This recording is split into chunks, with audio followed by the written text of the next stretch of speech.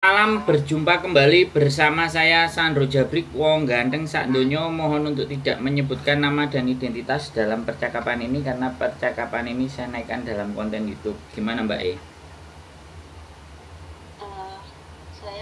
Saya di Hong Kong 2 bulan. Terus saya mau pengajuan notis. Terus saya itu di sini itu juga gimana ya, majikan juga terlalu nekan juga. Terus kayak anggaran yang tidak diizinkan itu disuruh mengerjakan gitu, kayak nggak ada peraturan gitu. Misalnya apa? Misalnya kayak membersihkan jendela. Terus habis itu kayak katanya sih gini, di sini itu kerja kayak dibilang nggak niat kerja, padahal udah dikerjakan dengan baik-baik gitu. Terus juga dia itu ada riwayat pernah memukul orang gitu. Bahkan sampai sekarang pun dia masih melakukan itu. Biasanya kalau marah-marah, dia kan sering marah-marah sama saya. Katanya kerjaan nggak benar, semua pekerjaan tidak benar gitu. Terus habis itu dia marah-marah, katanya saya di rumah waktu ditinggal dia tidak kerjakan di rumah gitu. Dia selalu marah-marah. Terus habis itu kalau marah-marah itu biasanya dia suka jawil-jawil gitu, tangannya resek gitu. Gitu itu apa bisa buat pengajuan notis? Sudah, ceritanya cuman itu aja. Saya mencerita lagi yang panjang.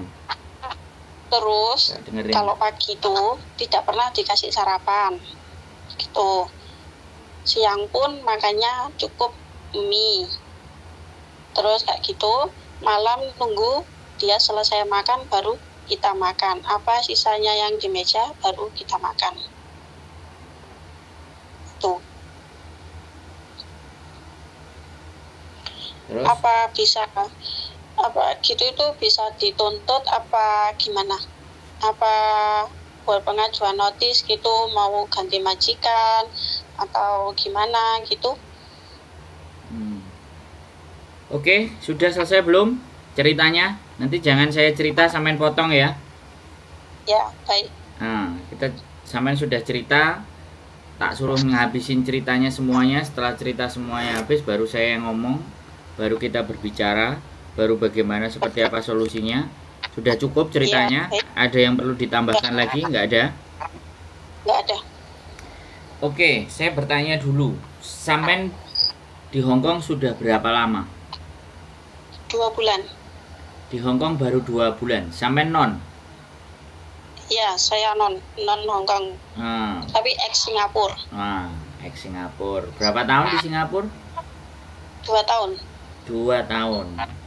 2 tahun ex Singapura. Sekarang 2 bulan sudah gak tahan di Hong Kong. Oke. Sekarang gini Mbak.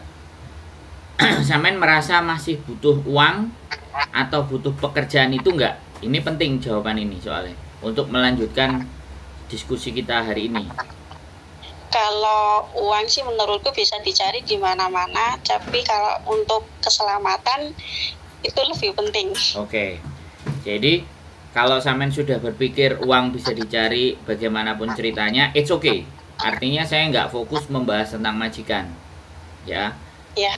Jadi fokusnya kepada urusan sampean. Jadi begini Mbak, karena sampean non Hong Kong tapi ex Singapura dan sampean baru bertahan 2 bulan. Kalau sampean break itu tidak menjadi persoalan, tidak menjadi masalah. Tapi sampean komunikasi dengan PT. Di saat sampean ngebreak, kalau karena sampean tidak akan bisa pergi dari PT yang lain. Sampean harus balik ke PT itu dan untuk dicarikan majikan dari PT tersebut. 1, ya kan? Nah, PT itu punya berapa agent. Nanti sampean pulang lagi, balik, kan potongan sampean belum kelar. Sampean konsultasi dulu sama PT. Saya nggak tahu, sampean potongan apa bayar langsung cash aku nggak ngerti. Tapi sampean pastinya kan harus balik ke PT lagi untuk bertanya kepada mereka apakah bisa dapat majikan lagi atau bagaimana, seperti apa. Sampean pulang lagi, gagal. Nah, nanti kalau sudah 2 kali dengan majikan model yang seperti itu dalam 1 tahun, maka untuk visa yang ketiga kalinya sampean akan berat di Hong Kong. Nah, jadi kalau yang sudah dapat nanti majikan yang kedua, sampean terjadi lagi hal yang seperti ini, maka untuk visa yang ketiga kali, karena dalam 1 tahun itu akan berat turunnya. Ini bukan berarti tidak bisa, saya ngomongnya berat. Nah, seperti itu. Dan di Hong Kong memang seperti itu. Satu-satunya jalan sampean ya kan, kalau memang mau memutuskan break ya silahkan, tapi bicarakan dulu dengan PT bagaimana PT nanti menanggapinya dan seperti apa dan prosesnya bagaimana. Itu kalau pilihan sampean tetap nge-break, saya kasih tetap 2 pilihan, saya kasih penjelasan 2 pilihan. Sampean bisa, supaya sampean bisa punya gambaran apa langkah apa yang harus ditempuh ketika sampean break. Kalau sampai break ya 1 month notice sampean bisa kasih 1 month notice, artinya sampean break kontrak 1 bulan depan sampean akan keluar, dan majikan wajib membayar tiket sampean uang 100, dan karena 2 bulan lewat cuma 3 bulan, maka tidak ada jatah-jatah yang lain. Cuti semuanya juga kemungkinan paling 1 hari atau 2 hari karena baru 2 bulan. Nah, yang terpenting itu bukan dari majikan ini. Yang terpenting itu PT-nya nanti itu memberikan solusinya bagaimana. Nah, kira-kira solusi ini sesuai nggak apa yang sampean mau? Atau sampean harus dipaksa untuk mengikuti aturan? Itu kalau sampean break. Makanya sampean diskusi dulu sama PT. PT bagaimana sebelum sampean memutuskan break. Itu kalau mutusin break. Nah, itu jawaban saya kalau mutusin break. Nah, saya kasih jawaban lagi yang kedua kalau sampean bertahan. Ya, kalau sampean bertahan. Jadi ini ada 2 hal, ya kan? Saya kasih sama sampean. Yang kedua adalah sampean mempertahankan dengan cara bagaimana? Sampean bisa telepon ke labor departemen. Ya, sampean keluhkan apa ceritanya. Kalau majikan sampean itu mulai nyentuh secara fisik, secara fisik, mau kasar, mau noel, mau mukul, mau jendul, mau apapun, secara fisik, sampean boleh telepon 99. 999 itu yang datang polisi nanti. Sampean bisa ceritakan ke polisi bahwa majikan sudah mulai pegangan secara fisik. Seperti itu. Jadi melakukan sentuhan fisik. Khawatirnya nanti bilang, "Alah wong aku njawel aja, aku noel aja, kok kamu lapor polisi?" Lah, dari hal-hal yang noel ini nanti kalau kamu tidak dikasih pembelajaran, maka kamu tidak akan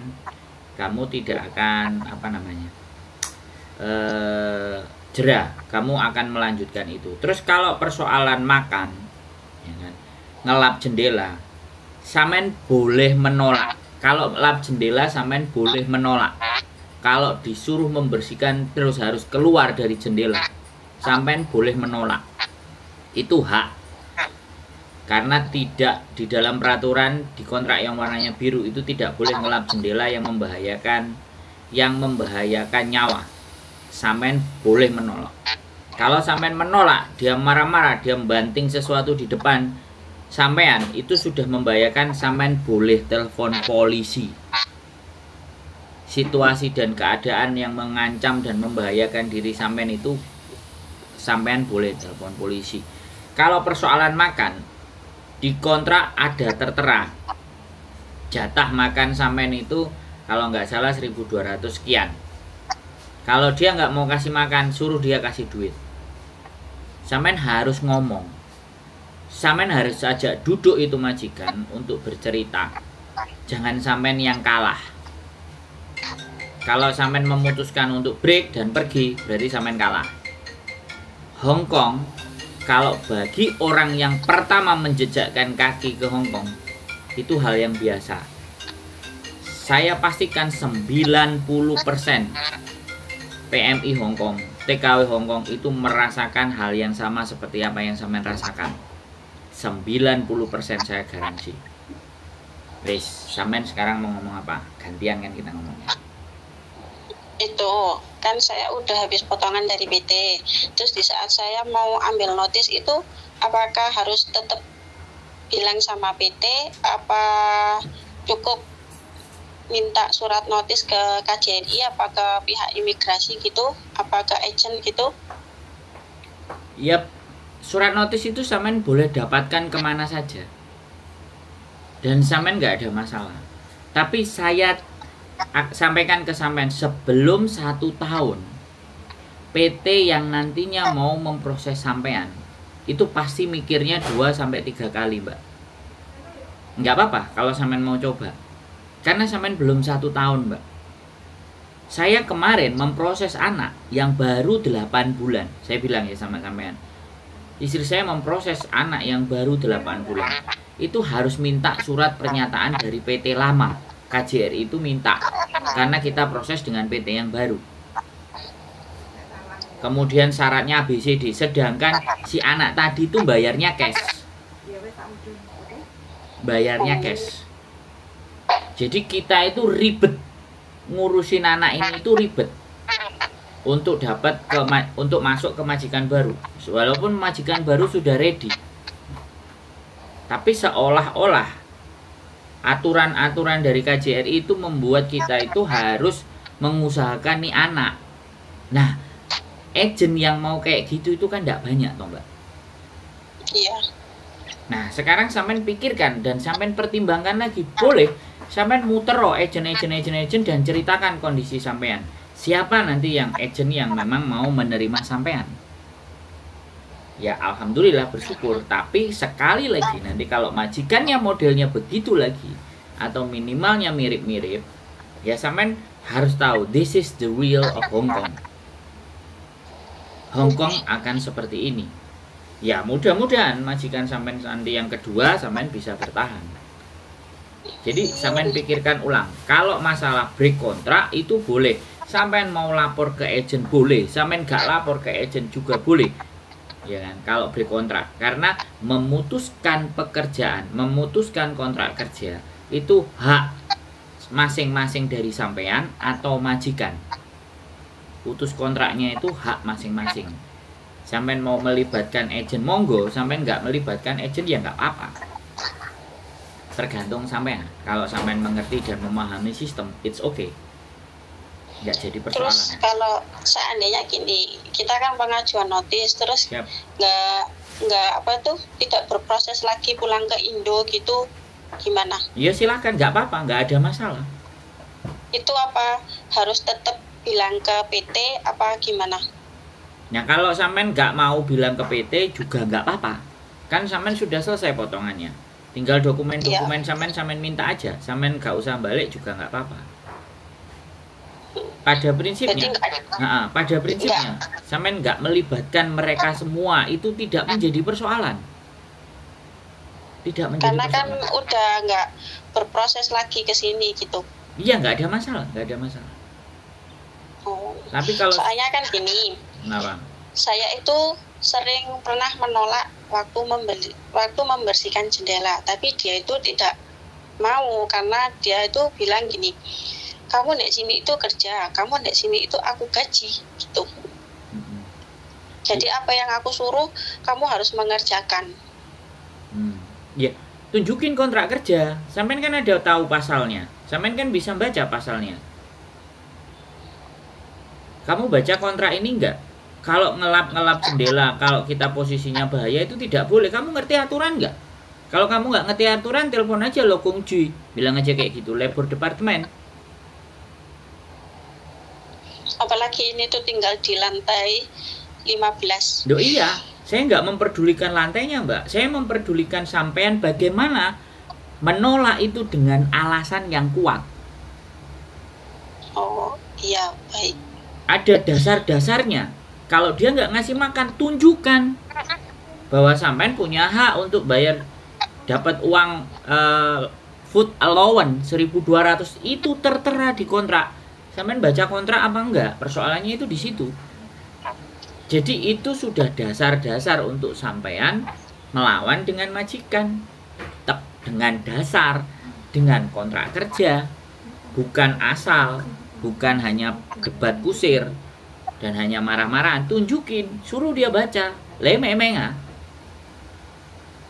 gitu. Kamu paham nggak ini aturan? Jadi seperti itu, Mbak. Makanya sampean harus mengenali kontrak kerja sampean. Sampean harus memahami berapa poin-poin dari kontrak kerja itu, supaya ketika ada hal yang sampean melakukan ternyata tidak benar dalam kontrak, maka sampean bisa fight. Sampean tinggal tunjukkan ke majikan. Jadi sekali lagi, kalau sampean memutuskan untuk break, saya anggap sampean bagian sama kayak orang-orang yang dimana kena mental karena menghadapi Hongkong.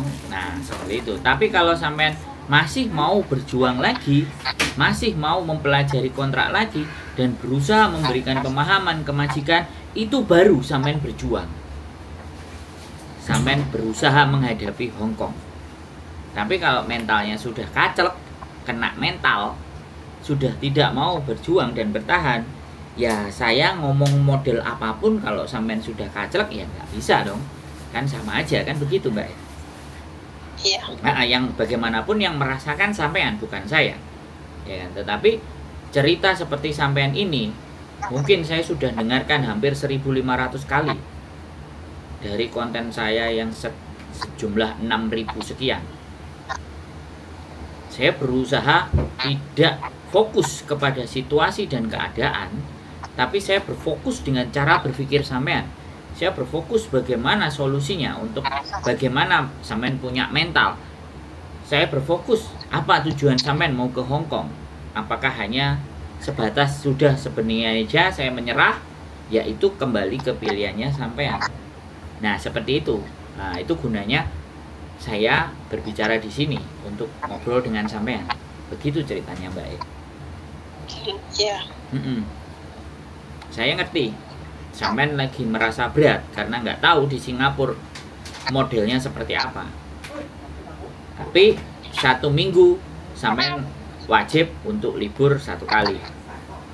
Supaya ini itu dikasih libur. Saya cuma dikasih libur itu 1 bulan sekali. Sedangkan kadang itu dia mengelak karena apa tuh, uang lemburanku cuma dikasih 120. Nah, sampean foto, sampean dokumentasikan, sampean gunakan video. Jadi sampean bisa melaporkan segala sesuatu ini ke KJRI. Kalau laporan sampean nanti ke KJRI, jatuhnya KJRI memanggil agent.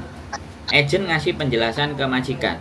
Tapi kalau sampean lapornya ke labor departemen, maka labor departemen langsung mewarningnya atau ngasih peringatannya atau ngasih nasihatnya langsung ke majikan sampean, tergantung sampean. Sampean mau melaporkan yang seperti apa? Kalau saya jelas, saya sampaikan saya YouTuber. Saya hanya mampu dan hanya bisa menguatkan hatinya sampean.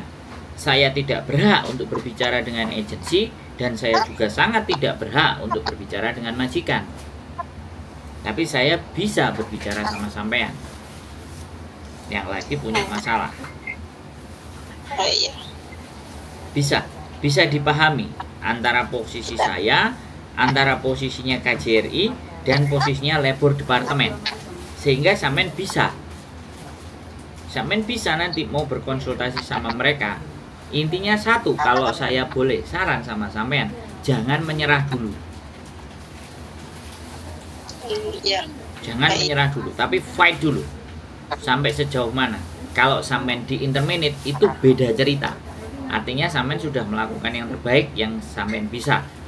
Tapi ternyata majikan sudah ilfeel. Nah, ceritanya sampean tahu. Jadi bisa jadi sampean ilfeel sama majikan. Bisa jadi majikan juga ilfeel sama sampean. Tapi inti posisinya adalah kita di sini berjuang. Jangan gampang menyerah. Kalau cuman kena mental, itu banyak temennya. Iya. Oke? Sudah bisa dipahami. Ada hal yang mungkin sampean masih ingin sampaikan kira-kira sama saya? Itu udah, terima kasih. Soalnya kan niatnya tuh gini, aku kan mau pengajuan notis, mau pengajuan notis karena kan potongan udah habis juga. Terus habis itu kan pikir aku tuh gini, mau pengajuan notis langsung pulang ke Indo, nggak kembali ke PT kan, katanya kalau udah potongan habis kan udah nggak ada urusan sama PT gitu. Udah, ya boleh, Udah. nggak ada masalah, nggak ada masalah itu Mbak. Yang penting dokumen sampean sudah kembali dari PT aman. Oh, berarti bisa diurus lewat langsung imigrasi tanpa harus agent, langsung ke imigrasi, Bisa? tunggu jawaban. Bisa, sampean nanti ngirim surat one man notice-nya ke imigrasi, 2 minggu setelah sampean ngirim, imigrasi akan ngirim surat ke majikan sampean, dan tanggal yang sampean inginkan untuk keluar itu sampean bisa keluar bebas. Oh, kan niatku gini, nanti aku mau ngirim di imigrasi itu lewat email. Terus habis itu saya kan di waktu libur saya mau minta ke KJRI, mau minta surat notis itu. Surat notis itu bisa di-download toh Mbak, nggak harus ke KJRI, tapi kalau sampean mau ke KJRI juga boleh, ke organisasi juga boleh. Kan katanya harus ngasih ke majikan itu yang surat notis yang asli. Duh, iya kan sampean bisa print, terus sampean bisa catat tulis sendiri-sendiri, terus kemudian sampean bisa scan itu bisa sampean langsung kirim ke email ke labor ke imigrasi boleh. Aslinya sampean kasih ke majikan, sampean pegang sendiri kopi juga boleh. Jadi 3 rangkap Mbak, ya 3 rangkap. One man notice itu 3 rangkap. Sampean pegang sampean sendiri, sampean kasih ke majikan, dan sampean kirimkan ke emailnya immigration. Kalau imigrasi email kan tinggal di scan aja. Aslinya kan bisa sampean pegang. Sampean kasih 1 buat majikan. Kalau majikan nggak mau tanda tangan nggak apa-apa, kasih aja majikan. Tetap intinya sampean tetap menginformasikan saya tetap akan kirim ke imigrasi. Selesai. Oh iya, itu meskipun majikan tidak mau tanda tangan, terus dapat balasan dari imigrasi, tetap kita udah keluar. Pengajuan notis sudah berhasil. Tetap keluar. Sampean tetap keluar sesuai tanggal yang sampean tulis di one man notice. Terus seandainya gini, kita udah pengajuan dari imigrasi juga udah dapat jawaban, terus majikan seketika itu langsung meminta kita keluar gitu, tanpa harus menunggu sampai 1 bulan. Nggak ada masalah. Sampean telepon polisi dulu. Sampean sebelum keluar telepon polisi dulu ya. Kalau sampean diusir seketika hari itu juga tidak menunggu tanggal, gampang. Sampean telepon polisi, polisi datang, sampean konfirmasi, silahkan saya dicek barang-barangnya, majikan ini ngusir saya, Pak Polisi jadi saksi. Jangan sampai sampean keluar begitu saja, karena sampean keluar begitu saja, majikan bisa telepon polisi, sampean mencuri A, mencuri B, mencuri C. Bisa dipahami? Iya. Ini untuk melindungi sampean. Jadi kalau diusir juga, oke, siapkan barang-barang, telepon polisi, polisi datang baru sampean ngomong apa yang terjadi, apa ceritanya, suruh majikan periksa barang-barang, polisi yang jadi saksinya. Setelah itu oke. Oh iya, baik. Oke? Oke. Bisa dipahami kalimat saya? Sudah tahu Ya, apa bisa. yang harus dilakukan? Aman? Iya. Jelas? Iya, tahu. Jelas. Oke, siap. Ada lagi yang ditanyakan lagi atau yang bermasalah menurut sampean? Cukup? Cukup. Oke. Siap, gitu aja Mbak E. Iya, terima kasih banyak. Oke, sehat selalu buat sampean, tetap semangat dan berjuang. Ya, Yuk. terima kasih banyak sudah membantu, sudah kasih solusi. Oke. Sehat selalu Mbak E. Assalamualaikum Ya, baik. warahmatullahi Baik. wabarakatuh. Waalaikumsalam warahmatullahi wabarakatuh.